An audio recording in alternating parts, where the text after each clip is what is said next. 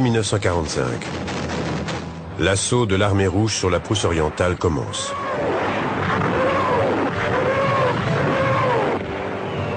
Pour les Allemands, cette bataille est déjà perdue et leurs généraux le savent. Quand on regarde les plans des bataillons du front Est, on voit qu'ils ne savaient absolument pas quoi faire. Ils avaient bien trop peu de matériel, pas d'essence, trop peu d'armes. Les soldats étaient épuisés. Et ils savaient que quand les Russes attaqueraient, ils effectueraient des percées majeures. La plus grande armée de terre du monde, déployée le long d'un front de 1500 km, pénètre loin à l'intérieur de la Prusse orientale. Les Russes bénéficient d'une supériorité absolue. Et ils ont soif de vengeance. Œil pour œil, dent pour dent. Au fond, c'est ce que nous pensions tous. Ils ne pouvaient pas s'attendre à de la compassion de notre part. Non, pas question. Ils étaient venus à nous avec l'épée, ils allaient périr par l'épée. Voici les images que les soldats de l'armée rouge ont en permanence à l'esprit. 3 années de brutalité allemande sur le sol russe. Le meurtre et la destruction à une échelle encore inconnue.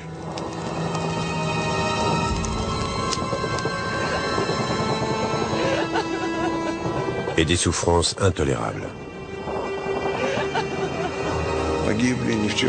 Des millions de civils innocents étaient morts. C'était notre peuple. Nos villages et nos villes étaient détruits, ainsi que tous nos biens. Alors bien sûr, nous voulions nous venger. Nous voulions leur faire payer.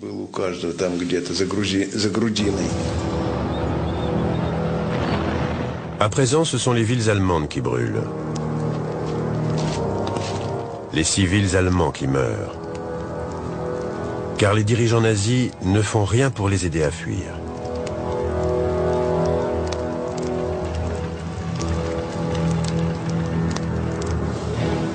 Ces images sont trompeuses. Rares sont ceux qui obtiennent un billet pour l'ouest du pays.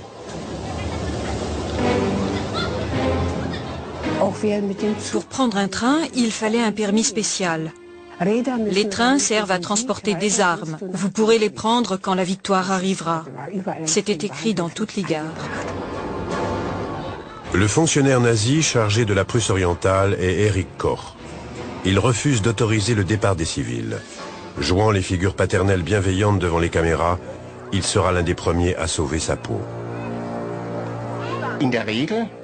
Souvent, c'étaient les dirigeants du parti qui fuyaient les premiers, sans donner l'ordre d'évacuer. La même chose s'est reproduite partout. Le front se rapprochait de plus en plus et les unités allemandes qui battaient en retraite disaient aux gens « Allez-vous-en, les Russes arrivent ». Mais l'ordre d'évacuer ne venait toujours pas. Attendre peut être fatal. Beaucoup de familles ont déjà chargé le minimum vital sur des charrettes. De longs convois se forment, composés de femmes, d'enfants et de personnes âgées. Tous les hommes sont au front.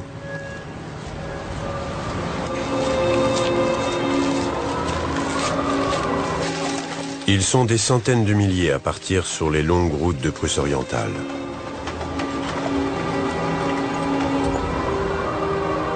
Beaucoup cherchent à rejoindre le Wilhelm Gustloff. Je n'oublierai jamais cette image aussi longtemps que je vivrai. La file ininterrompue de charrettes, les roues qui grinçaient doucement dans la neige, les chevaux qui soufflaient par les narines, la vapeur qui se mélangeait à l'air glacial de l'hiver. Tout était fantomatique et totalement silencieux, à part l'ébrouement des chevaux et le grincement des roues. Les réfugiés doivent partager les routes vers l'ouest avec l'armée allemande.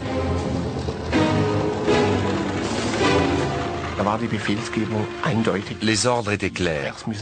Les charrettes devaient libérer les routes. Les généraux qui commandaient les unités et les armées individuelles transmettaient l'ordre à leurs hommes. Ces terribles images d'attelage renversés sur les bas-côtés, il est tout à fait possible que ce soit la Wehrmacht qui ait fait ça. Elle n'était pas tendre. L'armée rouge progresse vers la Baltique, coupant la Prusse orientale du reste de l'Allemagne.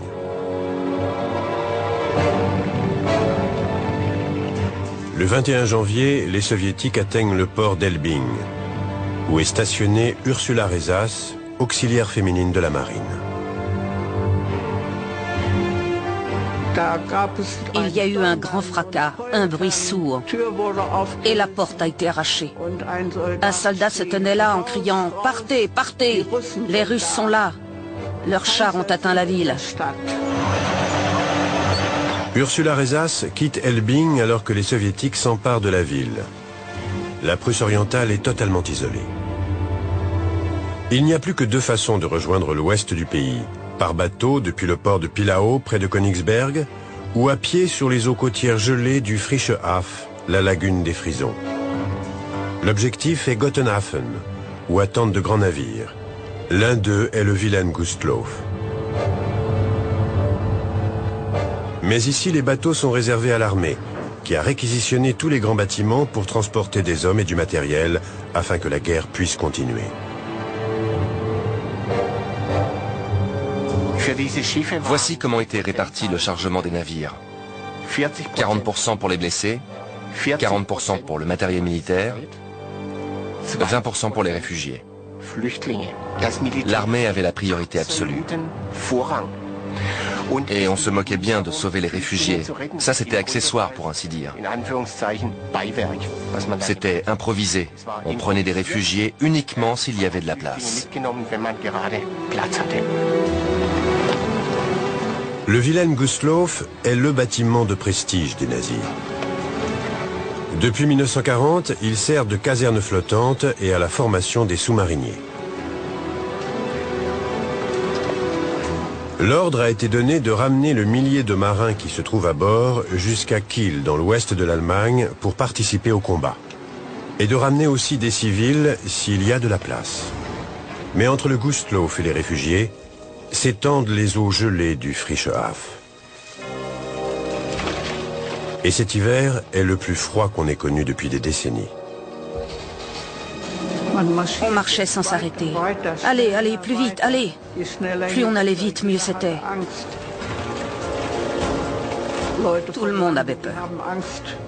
Les gens de la campagne avaient peur de passer sur l'eau, sur la glace.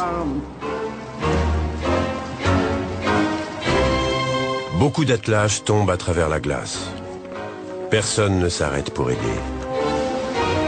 Personne ne peut aider.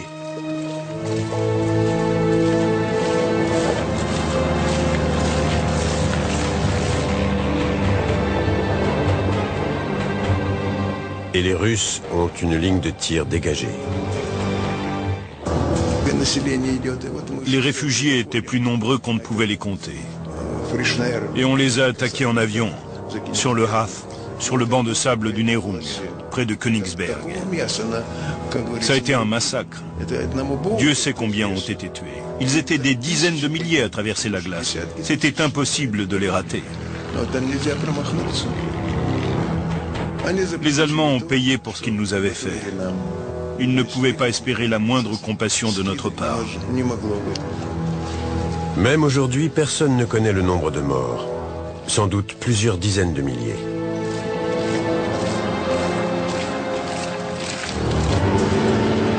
Et les chars russes n'étaient pas loin derrière.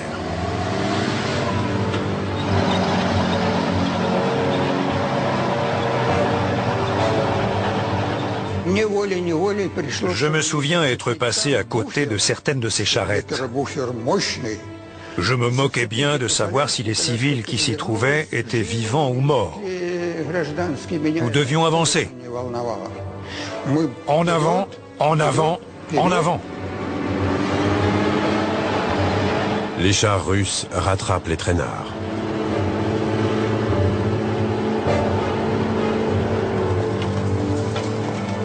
Parmi eux, Hildegard Rauschenbach, alors âgée de 17 ans. Et la première nuit, j'ai fait la connaissance de ces gens. J'ai dit à ma mère, « Maman, je ne veux plus jamais revivre une nuit comme ça. » Beaucoup de femmes peuvent raconter la même histoire.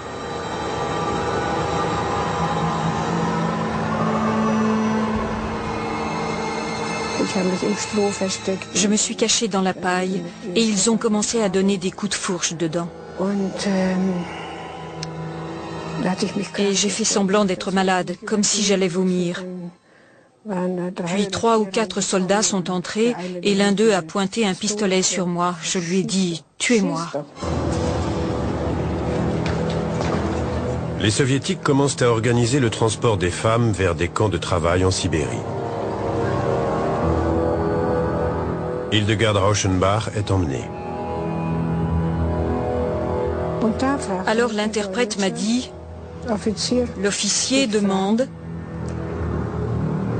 si tu veux rester avec lui et quand les soldats repartiront, rentrer chez papa-maman ou la Sibérie. Sans hésiter, j'ai répondu la Sibérie. Hildegard Rauschenbach passera 5 ans dans un camp en Sibérie. Aujourd'hui, elle n'en garde aucune amertume.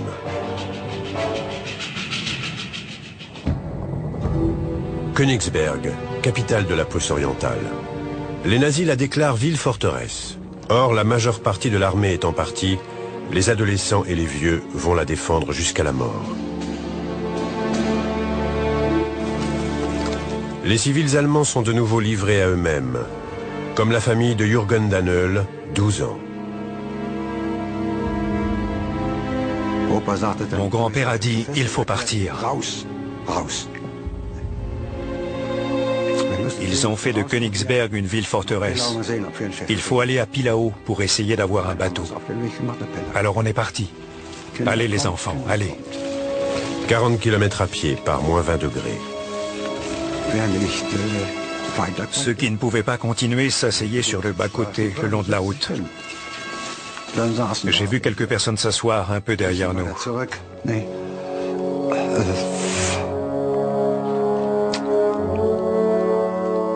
On se demandait, qu'est-ce qu'ils font? Il faut qu'ils se lèvent. Ils sont déjà tout blancs. Dieu avait eu pitié d'eux et leur avait envoyé ce grand linceul. Le port de Pillau. C'est d'ici que partent les derniers petits bateaux pour Gotenhafen. Les gens étaient debout là. Ma mère a crié, j'ai mes 4 enfants et mon père, et ils nous ont laissés monter. Les autres n'ont pas pu partir. La traversée de Pillau à Gotenhafen prend toute la nuit.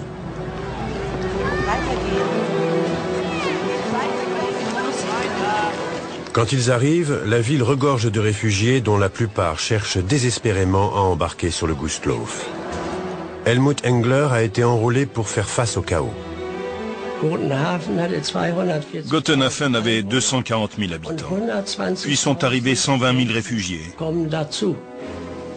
Chacun d'eux, sans exception, que ce soit les enfants ou les adultes, avait l'air à bout de force.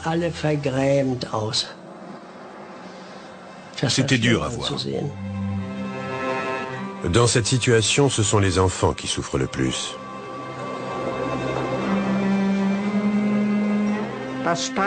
Il y avait une femme avec un enfant qu'elle serrait dans un oreiller. Je vois encore la scène très clairement. Elle tenait l'oreiller autour de l'enfant. Il était mort, mais la femme ne le voyait pas. Elle n'arrêtait pas de le regarder. Il était mort, mais elle le tenait dans ses bras. C'était son enfant.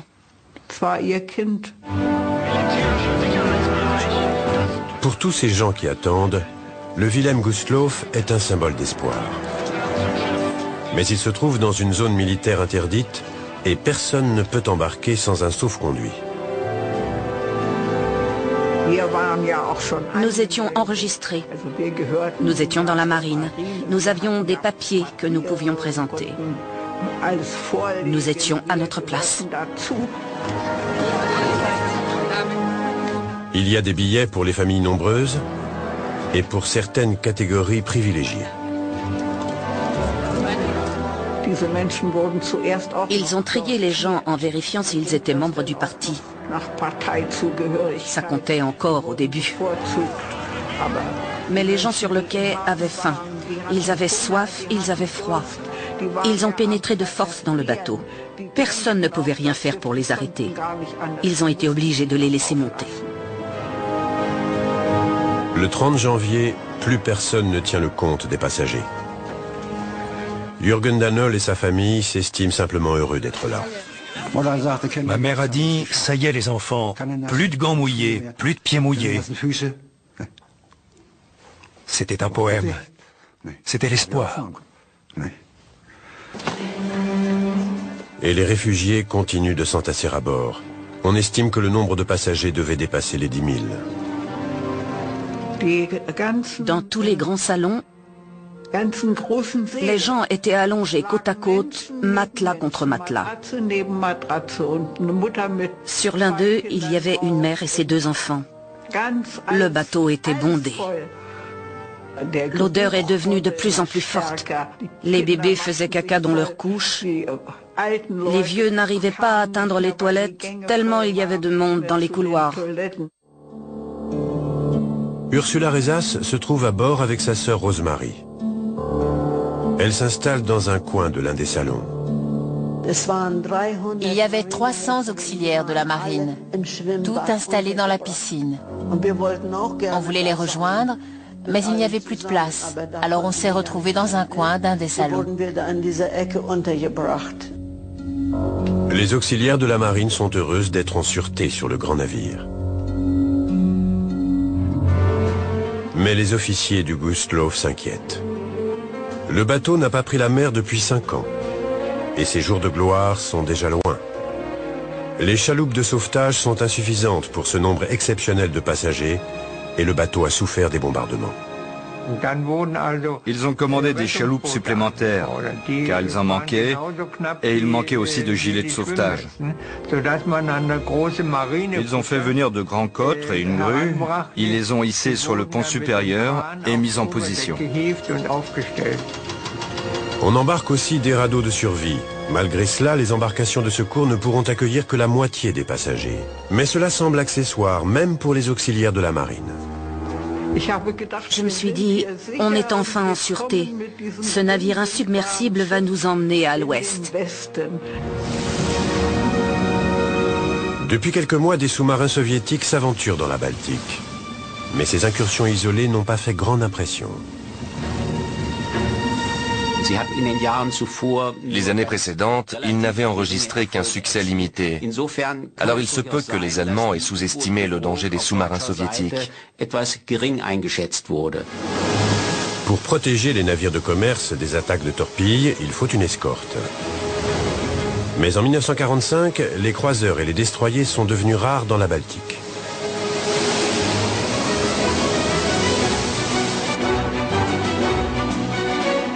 Malgré le risque posé par les sous-marins, le Gustloff décide de ne pas attendre qu'une escorte soit trouvée. À 12h30, le 30 janvier 1945, le Wilhelm Gustloff appareille. Nous voilà en chemin vers la liberté. Il n'y a pas de mots pour décrire ce sentiment. C'était grisant. On était au chaud, tout le monde s'était installé, tout était silencieux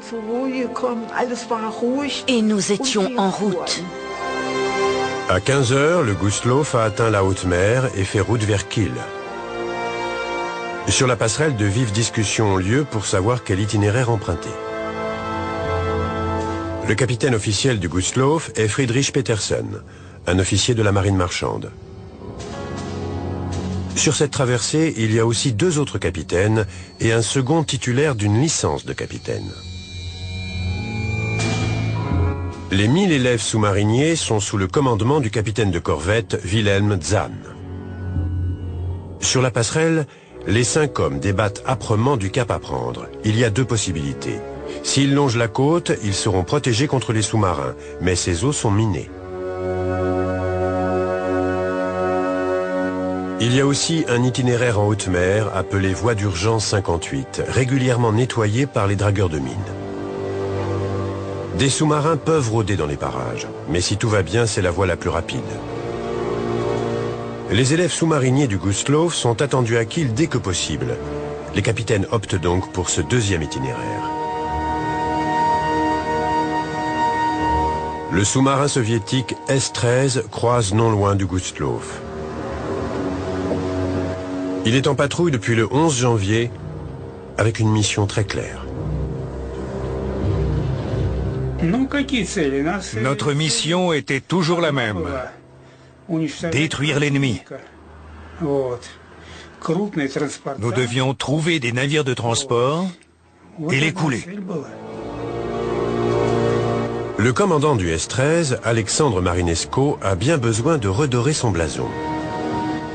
Sa patrouille aurait dû commencer le 2 janvier. Mais il faisait la noce et personne n'a pu mettre la main sur lui. C'est un crime de haute trahison. Cette mission est sa dernière chance de se racheter.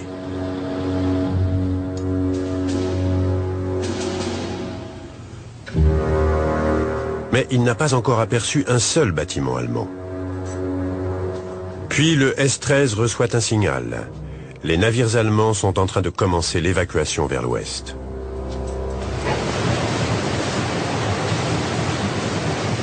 Sur le Gustloff, la guerre semble lointaine.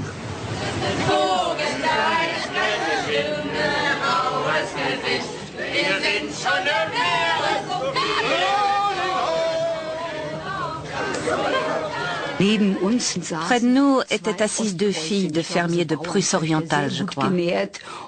Potelées et joyeuses, les joues roses, charmantes. Elles riaient et plaisantaient, faisaient connaissance avec les gens. Il y avait une très bonne ambiance sur le bateau. Eva Boden, 16 ans, et sa sœur Dorit sont à bord avec leur mère. Ce sont des réfugiés de Gotenhafen. On avait l'impression d'être déjà en sécurité.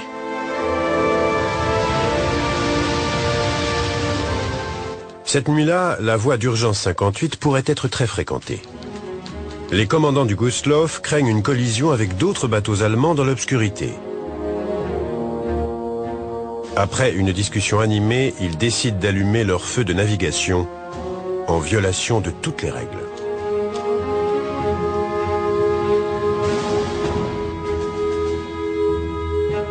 Le Gustloff poursuit sa route. 1 heure plus tard, on éteint de nouveau les feux.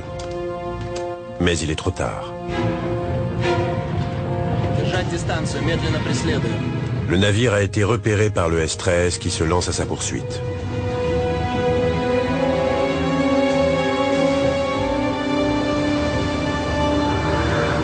Le sous-marin est trop lent pour suivre sa cible sous l'eau.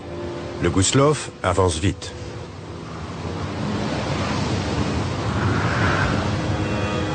Le S-13 fait surface pour prendre de la vitesse.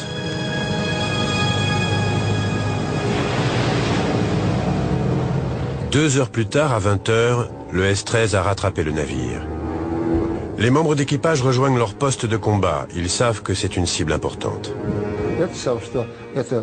D'après le bruit, je savais que c'était un navire à 2 hélices. Cela voulait dire qu'il était très gros. Un navire de charge ordinaire aurait fait comme ça. Mais on ne pouvait pas dire, d'après le bruit des hélices, si c'était un bateau de guerre ou pas. Quand il a regardé par le périscope, Marinesco a vu qu'il était gros et que ce n'était pas un navire de guerre.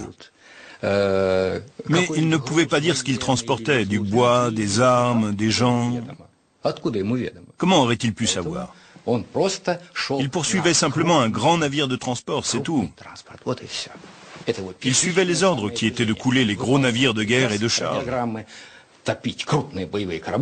Et c'est ce qu'il a fait. Le commandant Marinesco décide d'effectuer une manœuvre audacieuse, contourner le Gustloff et se placer entre la côte et sa cible. Les vigies du bateau allemand concentreront leur attention dans l'autre direction. Et c'est sa meilleure chance d'échapper à un éventuel bâtiment d'escorte dans l'obscurité. Si nous avions été repérés par un escorteur, ça en aurait été fini de nous. Nous ne nous en serions jamais sortis vivants. Alors que le S-13 décrit sa grande boucle autour du navire, à bord du Gustloff, les passagers se remémorent quelque chose qu'ils avaient presque oublié. C'est aujourd'hui le 12e anniversaire de l'arrivée de Hitler au pouvoir.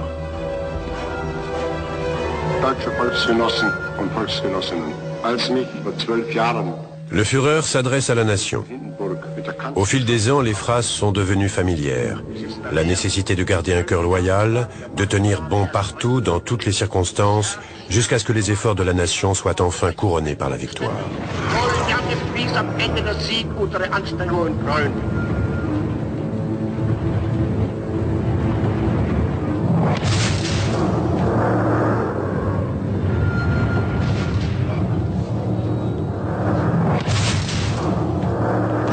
Soudain, il y a eu une explosion. Et une deuxième. Et une troisième. Et un bruit métallique. Ma mère a crié « Les enfants sortez, on a touché une mine ».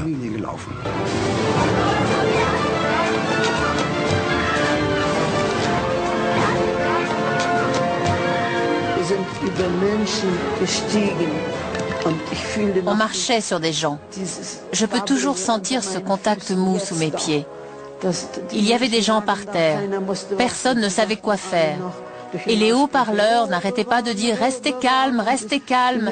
Et les gens se sont mis à crier et à courir. Personne ne savait où aller.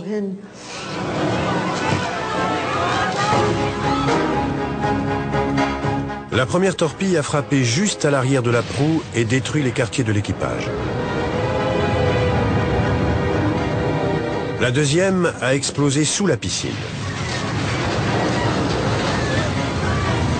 Les auxiliaires de la marine n'avaient aucune chance de s'en sortir.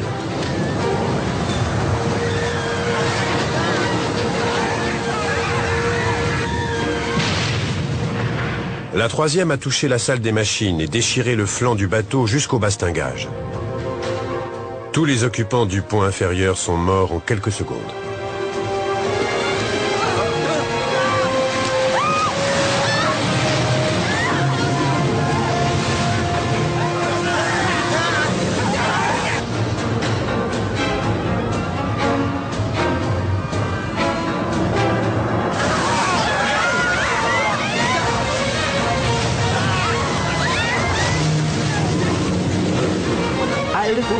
Tout le monde a été poussé vers le pont promenade inférieur, y compris bien sûr ma sœur Rosemary et moi.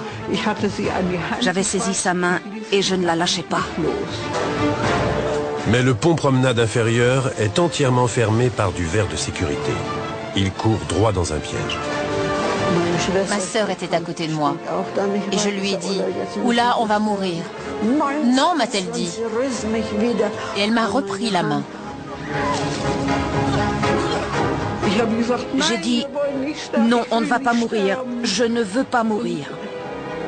J'ai enlevé ma chaussure et j'ai essayé de casser une vitre avec. Mais ça n'a pas marché.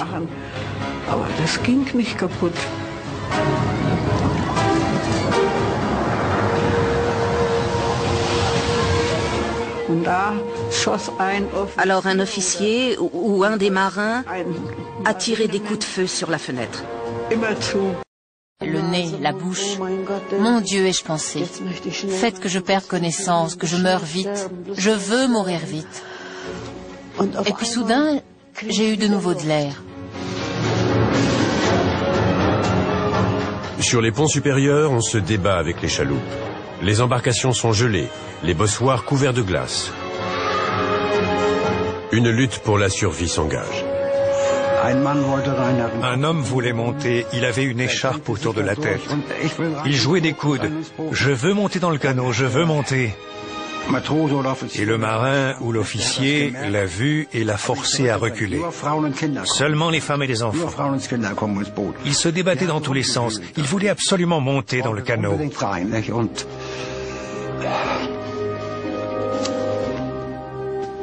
Et l'officier l'a abattu. Le navire gît fortement à bâbord. Les passagers se cramponnent pour ne pas tomber. À côté de moi, il y avait une femme qui se tenait au bastingage, et à côté d'elle, 2 enfants, et à côté d'eux, un homme. C'était le seul homme en uniforme que j'avais vu à bord, avec un brassard orné d'une croix gammée. Et la femme lui criait « Finis-en, finis-en !» Il a sorti son pistolet en se tenant toujours d'une main, et d'abord il a tiré sur les 2 petites filles. Et puis sur sa femme. Et ensuite il a placé son pistolet contre sa tempe, mais le coup n'est pas parti. Il n'y avait plus de balles. Il m'a crié « Donnez-moi votre pistolet !» Je lui ai répondu « Je n'en ai pas !» Alors il a lâché prise et il s'est laissé glisser après sa femme et ses enfants morts sur le pont gelé et couvert de neige, et il est passé par-dessus bord. Alors que des milliers de gens luttent désespérément pour survivre, certains des commandants ont déjà pris leur disposition. Comme le constate le jeune Günther von Meidel, âgé d'à peine 13 ans. Nous avons atteint un cotre qui était déjà bien plein. Et il y avait entre autres le capitaine Petersen qui était censé être responsable du navire en tant que commandant.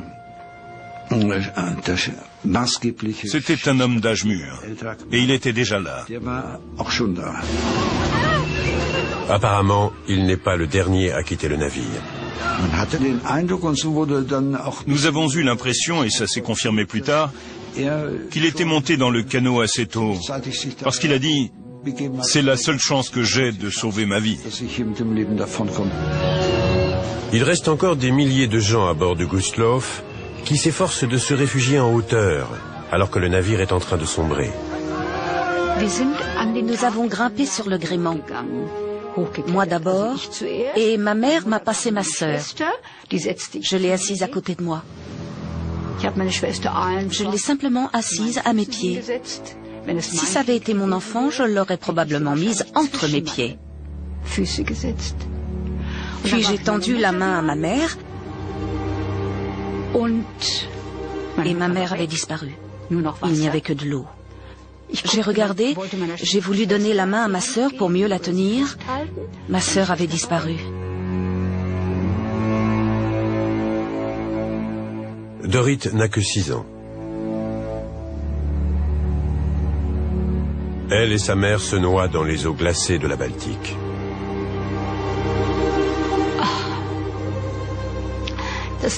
La dernière chose qu'elle a dite, c'était « Eva » ou « Evie, j'ai de la chance de t'avoir ». N'est-ce pas épouvantable?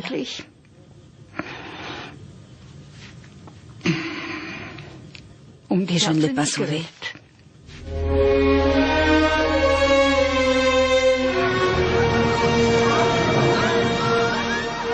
En ces instants de panique, l'instinct prend le pas sur l'éducation. Certains parents parviennent à sauver toute leur famille. Une vague est arrivée. Ma mère nous a poussés sur un radeau de 8 places. Je m'en souviens encore. Et elle a poussé Manfred sur un petit radeau de 4 places. Et elle s'y est cramponnée. Et puis, la vague nous a emportés loin du bateau. La mer est houleuse. Les 3 frères sont sur le même radeau.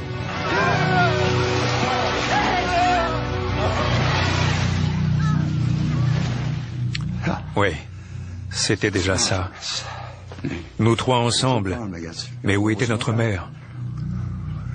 Où était Anne-Laure, notre sœur? Où était notre grand-père?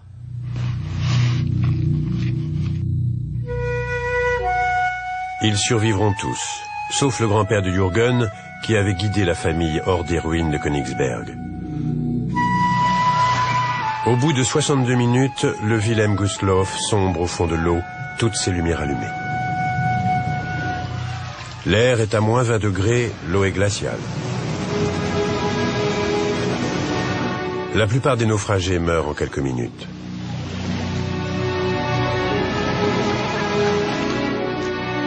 Je nageais derrière un radeau de survie.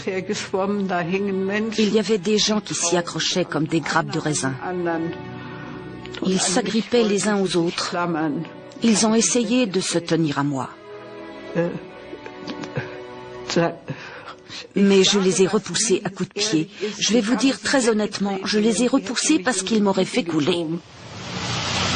Ursula parvient à grimper sur un radeau. Il y avait des enfants qui flottaient autour de nous, avec des gilets de sauvetage.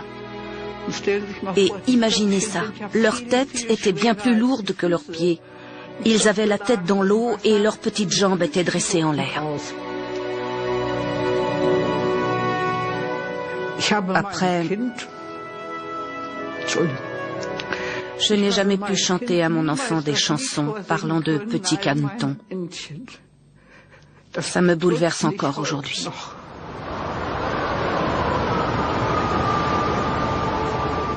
Pour les rescapés, l'attente commence.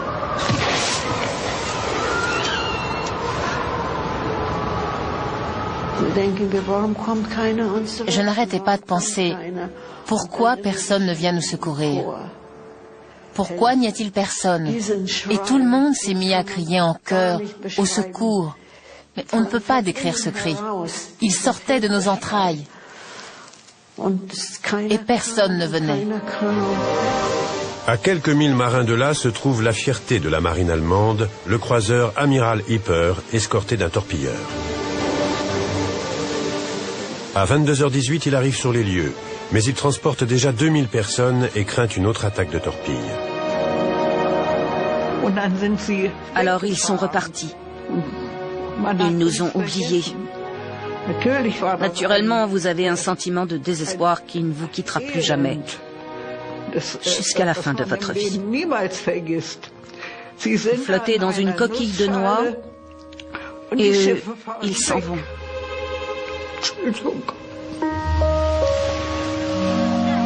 Le torpilleur, en revanche, reste sur place et recueille des survivants. On s'est retrouvé entouré par des centaines de gens. Il y avait aussi des centaines de morts. On ne pouvait pas les distinguer les uns des autres.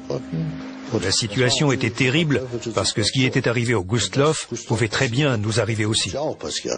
Mais j'ai dit, la priorité c'est le sauvetage. Il faut prendre ce risque. Et puis soudain, il y a eu un miracle sur la passerelle. Le capitaine du Gustloff est apparu.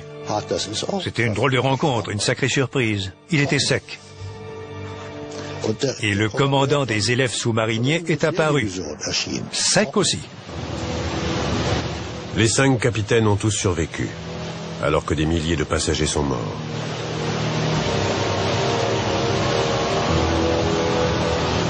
Le torpilleur sauve autant de rescapés que possible, mais lui-même n'est pas hors de danger.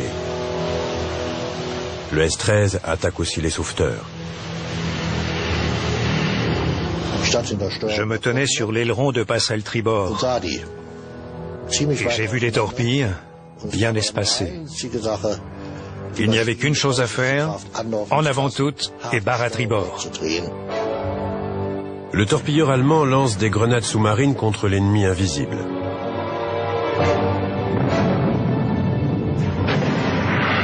Le S-13 parvient à s'échapper. 564 rescapés sont hissés à bord. Ensuite, mon second s'est approché de moi et m'a dit « Herr Kaloy », Kaloy est le nom qu'on donne à un capitaine de corvette, « Nous ne pouvons plus en prendre, c'est fini ». Je lui ai dit « D'accord, on arrête ». Et le cœur lourd, nous avons quitté le lieu du naufrage. D'autres navires sont à présent en route. Et soudain, il y avait un bateau, un grand bateau, pas très loin. Mon Dieu, d'où venait-il? Personne ne l'avait vu arriver. Et puis, ils nous ont lancé des cordages. Tout ce que j'ai pu faire, c'est tendre les mains. Ils m'ont hissé à bord et je me suis évanouie.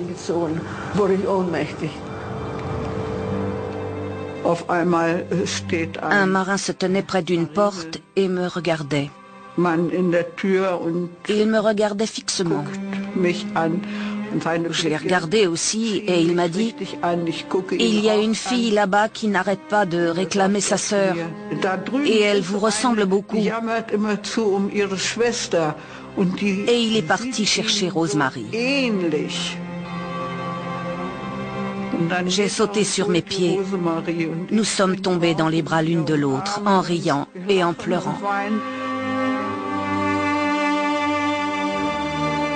Mais rares sont ceux qui ont de quoi se réjouir.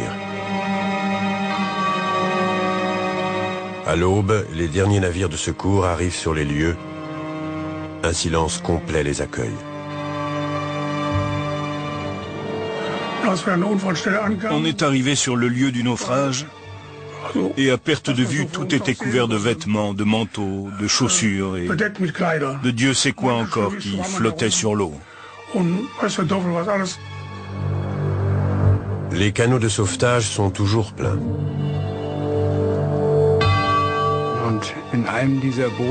Et dans un de ces bateaux, il y avait des cadavres.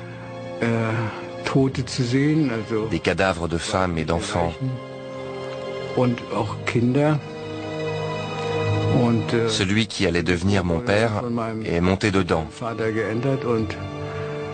Et à l'arrière, il a trouvé un petit paquet, une couverture en laine, raide de glace.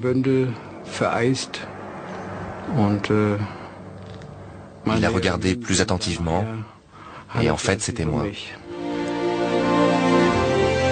L'enfant a environ 1 an. Il est dans le canot depuis 7 heures. J'ai dit « Oh, c'est un bébé ». Comme il bougeait, la couverture s'est déplacée et j'ai vu une barboteuse bleue. C'était le signe que c'était un garçon. Il n'y a aucun moyen de savoir à qui cet enfant appartient. Mais le second maître, Werner Fick, se refuse à l'abandonner. Il m'a dit « Est-ce que je peux le prendre ?» Je lui ai répondu « Werner, ce serait une bonne chose. Tu n'as pas d'enfant, tu es assez âgé pour ça, je connais ta femme. C'est une bonne idée. »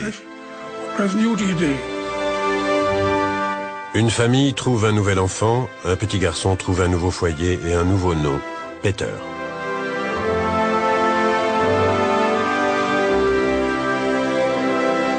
Après la guerre, beaucoup d'enfants rescapés rechercheront leurs parents.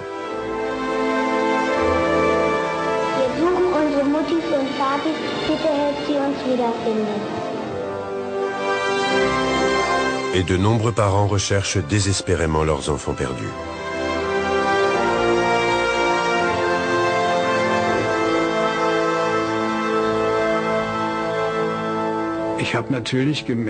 J'ai remarqué que des couples venaient sans arrêt chez mes parents. Ils venaient voir si j'étais leur fils. Et bien sûr, toutes ces visites étaient éprouvantes pour mes parents. De nombreuses familles ont ainsi pu être à nouveau réunies. Peter, lui, n'a pas retrouvé ses vrais parents, mais il estime quand même avoir eu beaucoup de chance. C'était un foyer plein d'amour. L'homme qui m'avait trouvé m'a recueilli et élevé. Il est mon père, mon vrai père.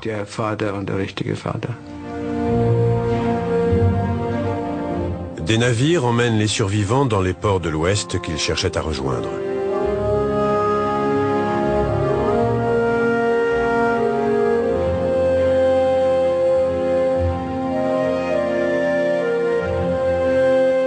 Sur plus de 10 000 passagers, seuls 1239 ont survécu.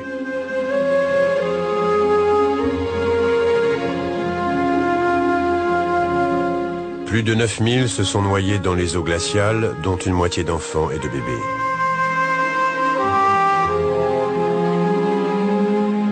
Et pourtant, personne ne considère que ce torpillage était un crime de guerre. Le Gustloff naviguait dans une zone de combat, tout feu éteint. Il transportait des canons anti-aériens. Il ne naviguait pas sous les couleurs de la Croix-Rouge. Il avait à son bord 1 millier de sous-mariniers formés. Le torpillage du Gustloff était un acte de guerre absolument légal. Ce n'était pas un crime de guerre. Le torpillage du Wilhelm Gustloff n'a apporté aucune gloire à l'équipage du S-13. Pendant des années, notre commandement naval a douté qu'Alexandre Marinescu ait coulé le Gustloff. Il pensait que c'était l'aviation qui l'avait bombardé. C'est pour cela qu'il n'y a pas eu de médaille.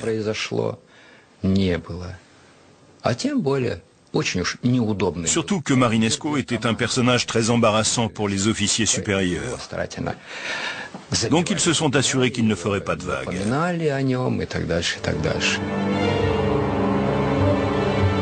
Des années après sa mort, Marinescu a finalement été déclaré héros de l'Union soviétique, ce qui ne choque paradoxalement pas les survivants du Gustloff. Marinescu n'était pas responsable du drame, et les torpilles n'ont été qu'un instrument. Tout a commencé le 30 janvier 1933, pas le 30 janvier 1945. Avant la fin de la guerre, des centaines de milliers d'autres personnes vont mourir, combattants, prisonniers, civils, dont beaucoup dans l'anonymat. Les survivants du Gustloff, eux, se souviennent. Un survivant a dit un jour, les morts sont tranquilles, ils ont tout ça derrière eux. Nous mourrons chaque année.